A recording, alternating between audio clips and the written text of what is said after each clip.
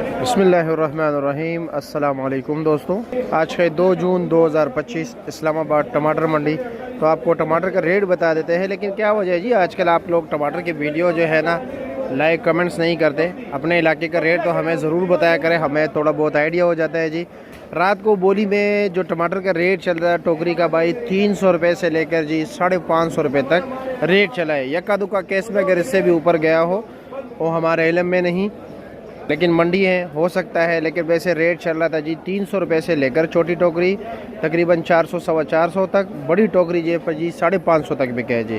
ठीक हो गया। और इस वक्त अगर हम 5 किलो की बात करें जनाब, तो 5 किलो का मुख्तलिफ रेट चल रहा है जी। 150 रुपये दड़ी भी चल रहा है, यानी कि नरम गरम ज़रा उसका दरमियाना क्वालिटी जो है जी उसका रेट चल रहा है जी 200 रुपया। और जो अच्छे क्वालिटी के टमाटर है वो 250 और 250 भी यक्का दुक्का केस पे बिक रहे हैं जी। ठीक है। वैसे ज़्यादातर एवरेज रेट चल रहा है जी 200 250 रुपया। और इसी तरह नॉर्मल क्वालिटी के टमाटर 150 और 250 चल रहे हैं। आपके इलाके में क्या रेट जा रहे हैं, अपने इलाके का नाम और रेट हमें ज़रूर बताया करें जी। अल्लाह हाफिज़।